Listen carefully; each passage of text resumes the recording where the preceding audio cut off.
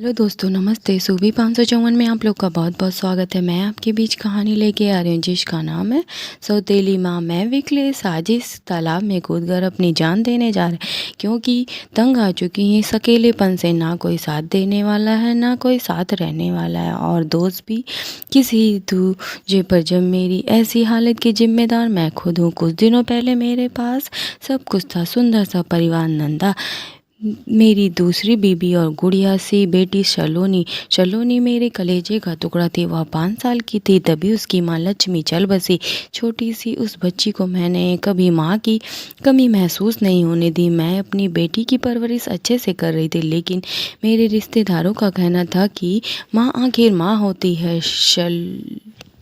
Salon को माँ की ज़रूरत थी और इसलिए मुझे दूसरी शादी कर लेनी चाहिए, लेकिन मैं तैयार नहीं थी क्योंकि जानना चाहती थी सौतेली माँ सौतेली ही होती है। आखिरकार मेरे अपने की जिद के आगे मुझे घुटने टेकने पड़े और मुझे नंदा से शादी करनी पड़ी। शुरू में सब ठीक ठाक चला रहा था। धीरे धीरे नंदा अपना सौतेला रंग दिखाने लगी।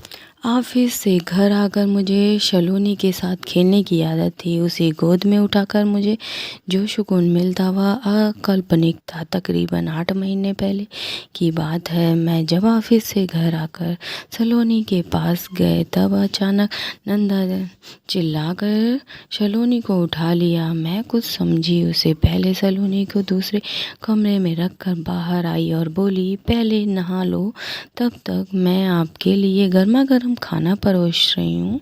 उसी दिन से बाद नंदा का व्यवहार अजीब सा हो गया था। वह कुछ न कुछ तकरीर निकाल कर सलोनी को मुझसे दूर करने का प्रयास करती। कुछ कहने जाओ तो वर्तमान परिस्थितियाँ लेकर मेरे सामने सलाहों का पिटारा खोल देते। फिजूल की बकवास मेरे गले में वह बातें नहीं उतरी क्योंकि मैं जान गई थी कि नंदा मुझसे मेरी बेटी को दूर करना चाहते हैं। मैंने भी नंदा की स्थानियों का मुंह तोड़ जवाब देने लगे। अब मैं उनकी बातें नहीं मानती। सलोनी के साथ खूब खेलती और अपनी बेटी की दुनिया भर की खुशियां देना चाहती थी। वह भी बहुत खुश थी, लेकिन अचानक हमारी खुशियों को मानो किसी की नज़र लगी। एक दिन सलोनी की तबीयत बिगड़ गई। मेरी सांसों में बची सलोनी के सांस लेने में तकलीफ होने लगी। मैं डर गई, मेरा दिमाग शून्य हो गया। मैं फ़ौरन सलोनी को हॉस्पिटल ले गई, लेकिन यहाँ क्या, उसी दिन मेरी बेटी जो हॉस्पिटल में गई वह गई। डॉक्टर ने मुझे उससे मिलने देने ना देते, इससे बात करने देते, मानो उनका व्यवहार नंदा सा सलो तेला हो रहा था। 2 दिन बाद नंदा की भी तबीयत बिगड़ गई, सो उसे भी हॉस्पिटल एडमिट कराया गया। लेकिन मुझे नंदा से ज़्यादा फिक्र अपनी बेटी सलोनी की थी।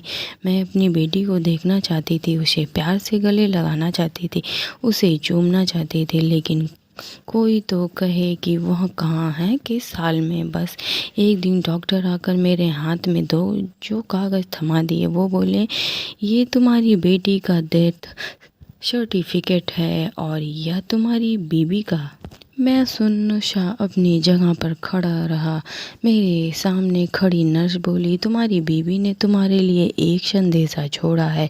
क्या कोरोना के इस महामारी में अगर हम एक दूसरे से दूर रहते तो आज साथ होते। मेरे हाथ में कागज़ छूट गए।